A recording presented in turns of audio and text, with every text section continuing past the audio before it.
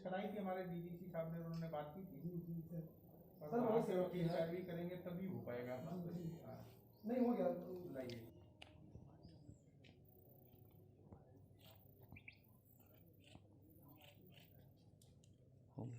मैं रोशनी कुशल जायसवाल। दादी के साथ किस तरह की मदद आप लोग कर रहे हैं और कैसे कर रहे हैं, कोई क्या माध्यम है? पिछले 4 साल से दादी अपने बेटे से मिलने के लिए तरस रही हैं। उनका बेटा नेपाल गया था, ड्राइवर था, गाड़ी लेके गया था और वहाँ दुर्भाग्यपूर्ण एक छोटा सा एक्सीडेंट हो गया, जिसकी वजह से वो 4 साल से नेपाल के जेल में बंद है। उसने 4 साल की सज़ा तो पूरी कर ली है, लेकिन 7 लाख रुपए नेपाल करेंसी का जुर्माना जो है लगभग इंडियन करेंसी के हिसाब से 4 लाख होता है। तो वो जुटा रही हैं, लोगों से हेल्प कर रही हैं, मांग रही हैं हेल्प। लेकिन हम लोगों ने कोशिश की है, अपने गरीब सहायक एनजीओ की तरफ से इन्हें 1,01,000 रुपए का चेक दिया है आज हमने। अच्छा, तो ये आप लोग ऐसे बहुत सारे लोगों की मदद करते हैं या केवल यही हैं? नहीं, ये एनजीओ पिछले 3 साल से काम कर रहा है और पूरे लॉकडाउन में एक भी दिन ऐसा नहीं था जब हमने हेल्प नहीं की।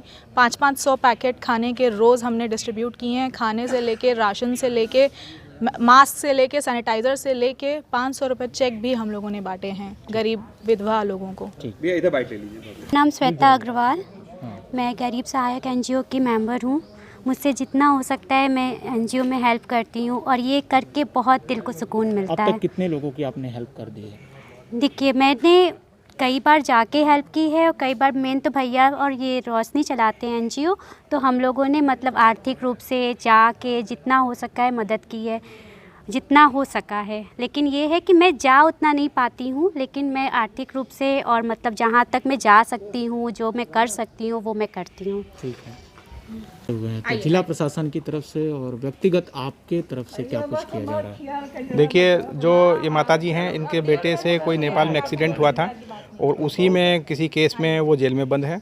इनके द्वारा समाज से अपील की गई थी कि कुछ लोग सामने आके अगर उनको छुड़ाने का प्रयास कर सकें, तो इसी में ये समाज के कुछ लोग सामने आए हैं, क्योंकि वहाँ पे वकील की फ़ीस देना और वो केस लड़ना, केस लड़के वहाँ से उसको कोर्ट से ऑर्डर करवा के छुड़वाना, ये एक लीगल प्रक्रिया है और इसमें कुछ खर्चा भी शामिल होता है कोर्ट केस लड़ने में। तो उसी खर्चे के लिए, क्योंकि सरकार की कोई ऐसी योजना नहीं थी, इसलिए समाज के लोग सामने आए और संस्था के लोगों ने इनकी मदद की है। अब इस मदद से वो वहाँ पे वकील अच्छा करके अपने बेटे को छुड़वा सकेंगी और जल्दी ही उनके वकील ने आश्वासन दिया है कि जल्दी उनका बेटा रिहा होकर यहाँ पे आ भी जाएगा। समाज के ऐसे लोग काशी में हैं, ये तारीफ़ के योग्य है कि लोगों की दुख दर्द समझते हुए वे लोग सामने आते हैं और पिछले लगातार 1 साल से ऐसे लोगों के लिए, कोविड हो चाहे बाकी हो, उनकी हेल्प के लिए सामने आते रहे हैं। तो काशी के लोगों के लिए जो ये समाज की मदद के लिए सामने आए हैं, इनकी प्रशंसा करना चाहेंगे और आगे भी ऐसी ज़रूरत कहीं कहीं होती रहेगी तो उनकी जानकारी में लाते रहेंगे, ताकि जो सरकारी व्यवस्था में जिनकी मदद नहीं हो पाए, उनकी समाज के माध्यम से मदद हो सके। आमतौर पर सर ऐसे पीड़ित लोग जिला प्रशासन से नाराज़ होते हैं, लेकिन ये महिला बता रही हैं, व्यक्तिगत तौर पर आपकी प्रशंसा कर रही हैं कि आप काफ़ी कुछ मदद कर रहे हैं। वो एक प्रशासनिक जो नौकरशाह से हटकर भी आप काफ़ी कुछ इनकी मदद कर पा रहे हैं, तो वो कहाँ से सर इस तरह का कैसे मदद कर रहे हैं? कोशिश ये रहती है कि जिन भी लोगों की हम लोग मदद कर पाएँ, आउट ऑफ वे जाके भी मदद करने की हम लोग कोशिश करते हैं।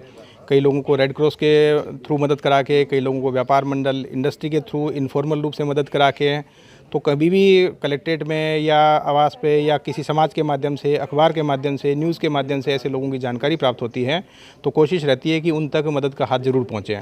कई बार सरकारी माध्यम से नहीं हो पाता तो जनता से रिक्वेस्ट की जाती है और मैंने देखा है कि बहुत ही पॉजिटिव एनर्जी के लोग काशी में रहते हैं। वो लोग ऐसी अपील सुन के सामने आते हैं, उनकी मदद करते हैं। माताजी की जैसे मदद हुई, कोशिश यही रहती है कि हर किसी की मदद हो। प्रशासनिक अधिकारियों को भी यही निर्देश दिए गए हैं कि कोई भी ज़रूरतमंद हो, उनकी ज़रूरत को पहचाना जाए और उनको केवल सरकारी लाभ तक सीमित करके ना देखा जाए, और भी उनकी एक्स्ट्रा वे में जाके हेल्प करनी हो तो वो भी हेल्प कराने की कोशिश करनी चाहिए। शुक्रिया सर।